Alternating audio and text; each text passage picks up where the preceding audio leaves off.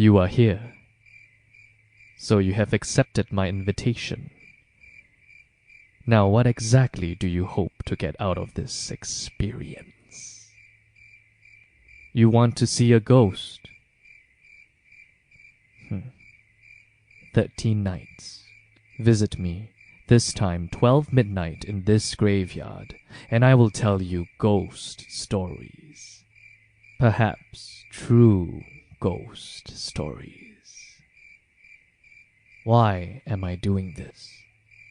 Why do I want to invite you here to this dead man's land and spin my yarn?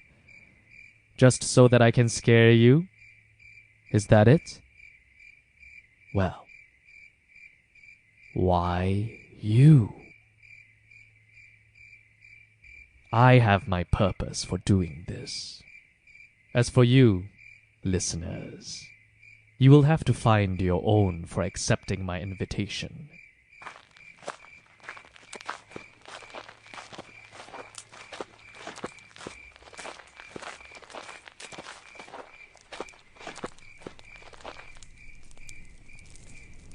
Now, sit down by the fire.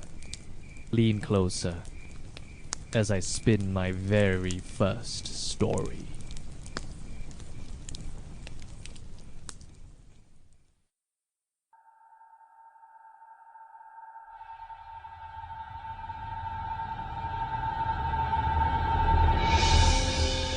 Dreams, recesses of our subconscious mind, fears, anxiety, innermost desires. Or are they just that?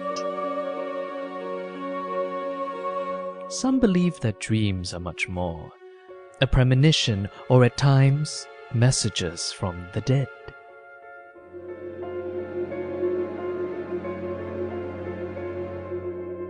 What if, listener, in your dream, a stranger visits you every night, then proposes to meet you at a certain date, time, and place? Will you brush it off? Or will you respond to that calling? Sally suffered from insomnia and was always exhausted in the daytime. When she was able to get some sleep, she would have lucid dreams so real that sometimes she was unable to figure out if she was still asleep or awake. The peculiar part was that she would always have the same dream. She would meet the same stranger over and over again, and each time he would say the same words. Come, meet me, meet me. Come, come. This same dream would recur night after night, and Sally began to wonder who this mystery guy could be. Has she seen him somewhere? Why was he visiting her in her dreams? What did he want from her? It was hard to make out his face, but his voice, though unfamiliar, was distinct to her. At first, Sally thought that it was just a silly dream, but it was recurring so frequently that she just couldn't ignore it. What was it about this stranger in her dreams that was causing her to think about him even during the day?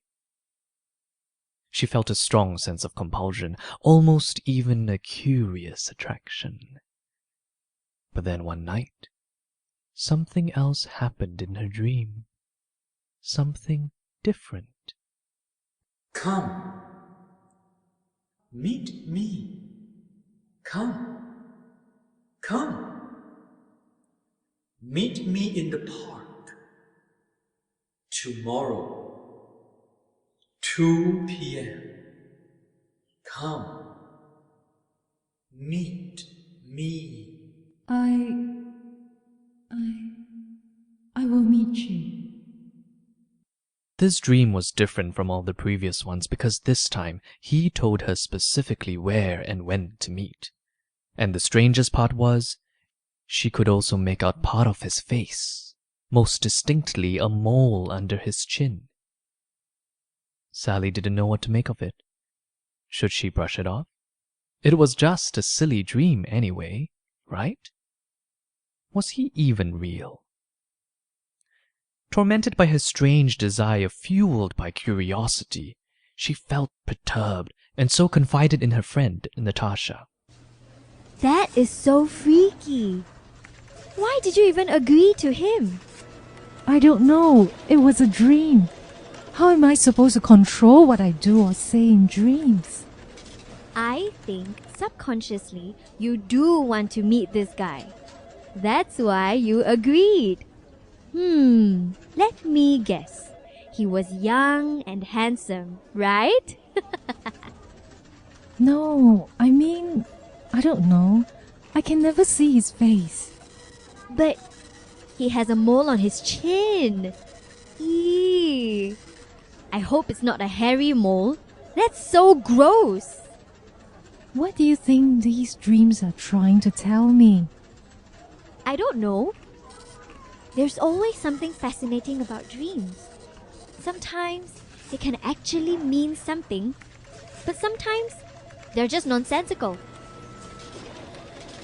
Like there was this one time my aunt somehow lost her wedding ring and she was so upset because she couldn't find it anywhere. She thought it was lost forever.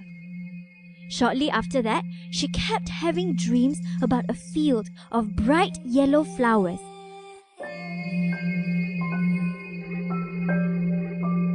And it puzzled her because it wasn't a place she was familiar with at all.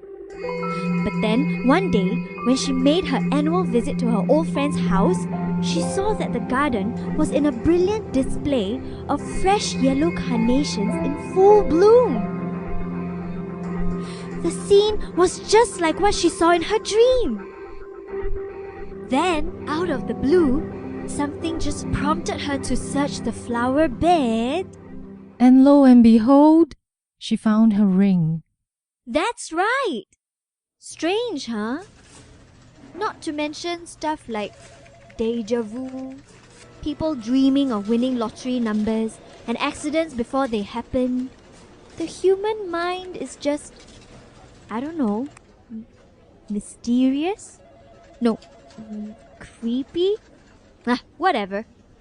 Do you think I should go? Oh, well. I can tell you've already made up your mind. Who knows?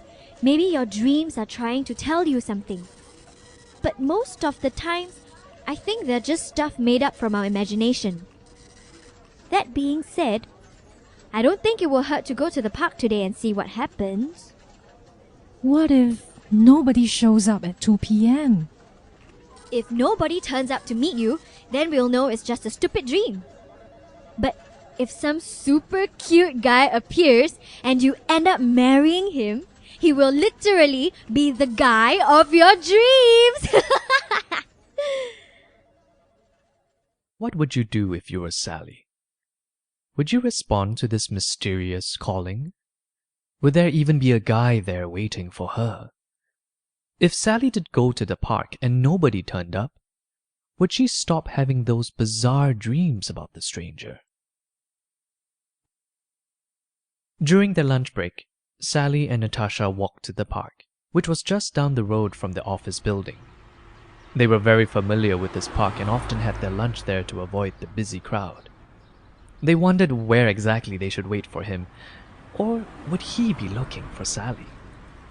As they sat at the park bench and had their lunch, the two friends sat there carefully looking at every guy's face as he walked by, checking to see if there was a mole under his chin. Sally was feeling very nervous and didn't say much, but just listened to Natasha rambling on.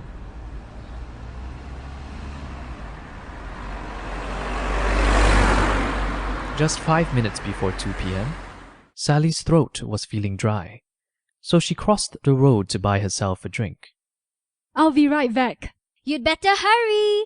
If he's handsome, I may just keep him all for myself. So Natasha waited. She chuckled playfully to herself as she suddenly realized just how ridiculous this meetup is. Then suddenly, there was a sharp screeching of car brakes. She turned her head towards the source of the commotion. A big van had pulled over. In front of it lies a body. She walked towards it. Sally? Oh my god. Oh my god! Sally! Sally! It was Sally. Natasha screamed in horror and ran to her friend's side. A big van had pulled around the corner and had came straight into her friend. The bewildered driver rushed out. Sally! Sally! Don't scare me! Sally! Natasha checked for a pulse and shook Sally's lifeless body. Her eyes were wide open as if transfixed in a moment of horror, as if she had saw something terrifying before the van hit her. Blood trickled down from the side of her lips. Tears streamed down from Natasha's face as she clumsily fumbled for her handphone to call for help. Hello? Yes, this is an emergency. My friend was just knocked down by a van. I don't think she's breathing. Please send an ambulance to Hillside Park now. Hurry! Natasha glared at the driver as he anxiously hovered nearby, and then she glanced over to the van he was driving. Only then did she realize that it was no ordinary van. It was a funeral vehicle with a coffin. It was a hearse. A sick feeling came over her as she looked at the framed photo of the deceased placed at the front of the van. It was a picture of a man with a mole under his chin.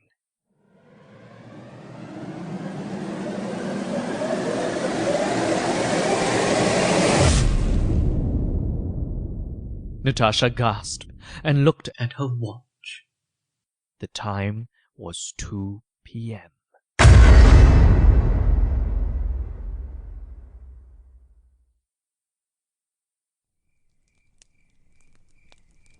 Well, my listeners, what do you make of that? Who was that man in her dream, and what was his connection with Sally? Would you respond to that call if you were Sally?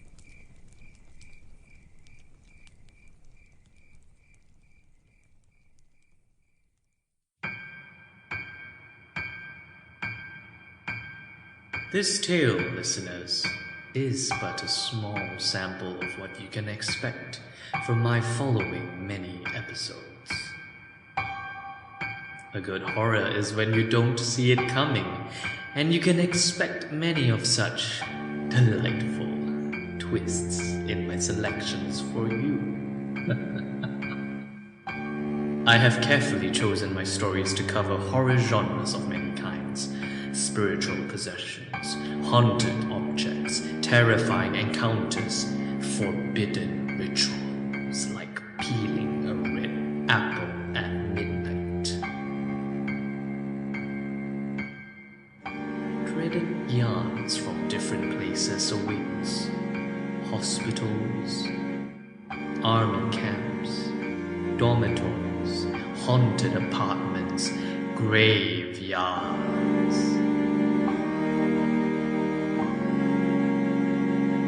Along the way, you will also get to meet sometimes tragic characters, like Benedict, a foolhardy gravedigger who will find out exactly what spirited away means.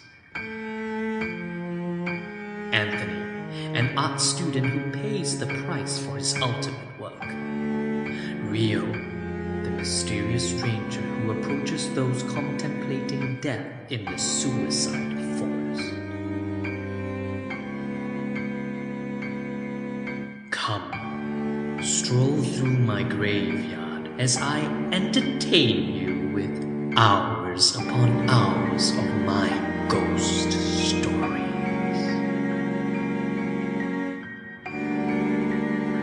Enough said. Proceed.